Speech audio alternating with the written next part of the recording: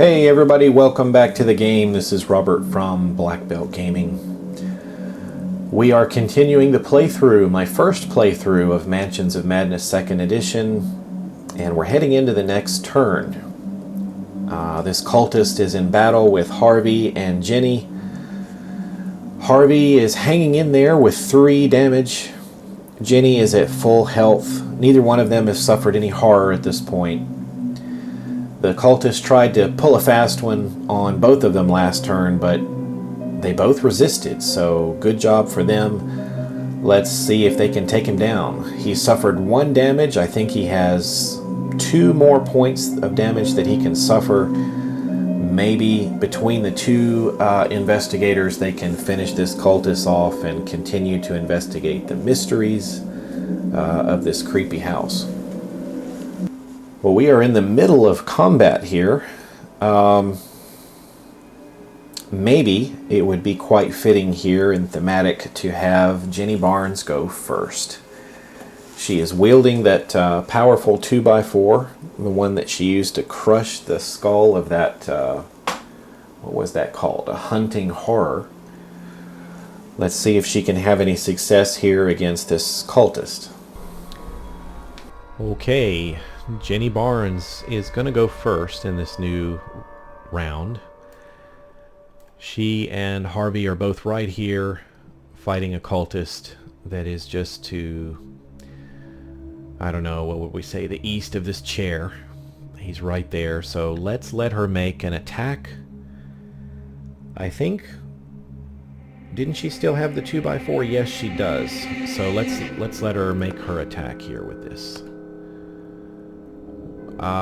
No, we're not trying to attack. Yeah, we are trying to attack it. That's correct. I just forgot which way I needed to click this thing. The 2x4 was a heavy weapon, so let's go with that. You slam your weapon into your opponent's gut, then bring it around for a crushing overhead swing. 2 successes needed on a strength check. If you pass, you feel bones crunch beneath your blow, and the monster suffers damage equal to your weapon's damage plus your test result. If you fail, you are not fast enough, and your opponent recovers and dodges aside. Alright, strength is not Jenny's best thing, but it's still a 3. She and Harvey are actually equal here. So let's see what she can do. Alright, so wielding the mighty 2x4 heavy weapon, it says you can use this to brace a door if you need to, but we are using it to fight. We're going to roll 3 dice for Jenny. That is her strength score. And we need to get 2 successes for this attack to work. And look at that. We've had some good rolls this afternoon. I have been playing through the previous round and this round both in the same day, so lots of good rolls today. 2 damage to the cultist. Actually, it said if we succeed, it's going to do the weapons damage plus your test result, so that's 4. Alright, let's go to the app and enter this information. Well, Jenny Barnes, I think, just took this guy out. She hit him for 2 damage for the weapon itself, and then another 2 damage based on her strength, so more than enough to crush the bones of the cultist's head and kill him. So the cultist is removed from the table, and that was Jenny Barnes' first action. So yes, the cultist is out. Destroyed. And of course Harvey thanks her for her quick assistance, coming right to his aid when he needed it. So let me think, what should Jenny do from here? Well, we need to let Jenny take her next action, so why don't we say that Harvey told her about the door, smacking him in the back of the head before, once he found and started reading through this journal and picked up the holy water. So let's have Jenny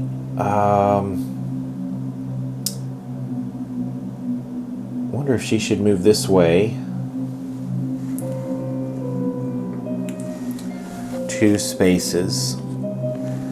And then we'll quickly go to Harvey's turn. Let him move 2 spaces. And then for his turn, we'll have him approach this scary door and explore that way. So let's go to the app and let him do that.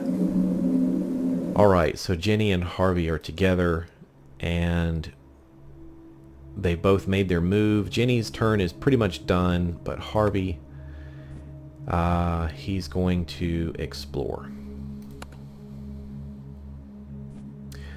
The hall continues from the bathroom hall toward the side of the mansion.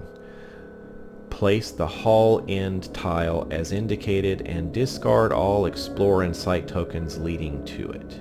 Alright, let's do that.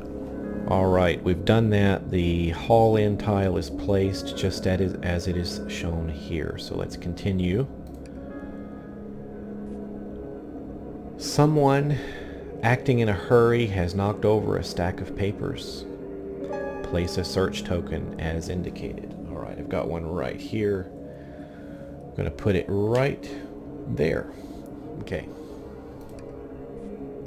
2 doors lead to other rooms of the mansion. Place explore tokens as you see.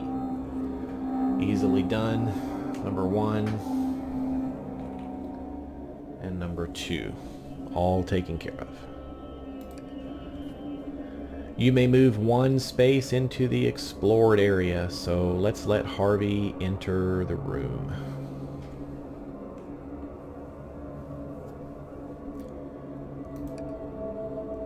And that's it. So that's going to bring us to the end of the investigator's turn. Harvey is in there beside the search token, and Jenny is still standing right here beside the door. So let's proceed. We'll end the investigator's phase.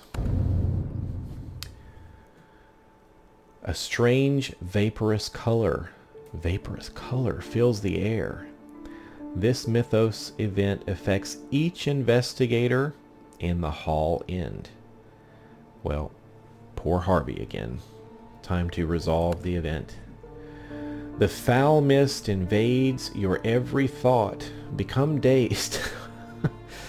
You wonder where the fog came from and what it is. If you pass, you recall a story you once heard and cover your mouth until the color leaves. If you fail, the vapor burns your throat and lungs and you suffer 2 face-down damage. I have a good feeling Harvey can do this. Let's let him make the roll. It's a lore 1. Alright, Harvey. Maybe this mist had something to do with the door attacking you before. I think regardless of whether we succeed or fail, Harvey is going to be dazed yet again. So we'll put that condition on him. That does affect his chances. He's loaded with clue tokens, but he keeps getting dazed. His lore is 4. So he's got a pretty good chance here of getting at least 1 success, and he got 2. So Harvey passed. He's heard something about this kind of thing before. He covers his mouth, and then the vapor vanishes, and Harvey is okay. All right, so Harvey did pass the test. That was not too difficult for him, and he avoids the more harmful effects of this fog. So we'll continue. A robed figure appears from the side door and begins searching around. Upon seeing the signs of other people, the figure yells, "There is someone here!" You hear a muffled response from another part of the estate. "Get rid of them! Spawn a witch as indicated." Alright, let's do that. Okay, this is interesting. As I am looking over my figures, at least at first glance, I do not see a witch. So I wonder if this is including the content from one of my previous purchases of the first edition and the Call of the Wild expansion. So let me dig and see if the witch might be over in one of those sets.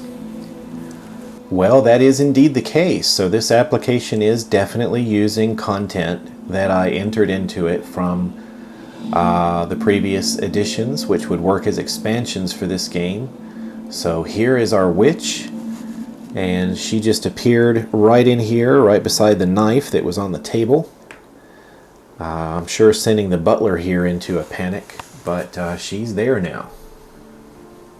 So very interesting, a witch has spawned and has come into this the dining room. So let's continue. The robed figure sneaks into the dining room and comes face to face with Eugene. Well, that's exactly what happened, yeah. The butler yells in fright and flees into the entryway. Move, Eugene, as indicated. Good job, Eugene. I would have done the same. So Eugene is there in the entryway. All right, all taken care of. Let's continue. The witch moves up to 2 spaces to be within range of as many investigators as possible, and then it attacks the investigator in its space with the highest strength. I don't think she's going to get to us, so let's go to the board. We'll move her 2 spaces and go from there. I don't know. Let me double check here. I know that she's not going to be within range of the investigators.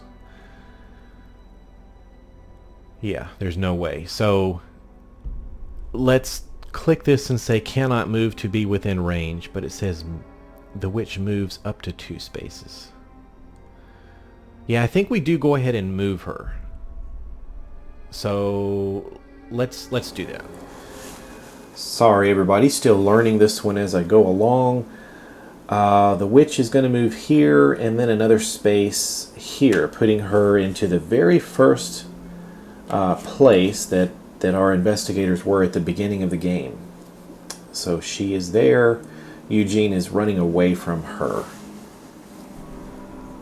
Okay, we moved her and she is not within range to attack anyone. So range was what? Wasn't it 3 spaces? Not through doors. And I'm not exactly sure about corners and such, but let me move on. The witch moves 2 spaces toward the nearest investigator. Alright, so is that in addition to what we did, or she just moves 2 spaces? I'm going to assume she just moves 2 spaces. Yeah. So that's it. So she moved 2 and then her turn is over. Okay. I don't think she's going to be, you know, teleporting around the mansion and moving 4. So I think she moved 2 and stopped. Let me know if I goofed there, but I think that's as far as she can go. Each investigator must resolve a horror check against monsters within range with the highest rating. Everybody is out of range of this witch, so we're okay. And I think that may end the turn. That's it. All right, we've got another one taken care of. Thanks for watching, everybody. And please stay tuned. More is coming.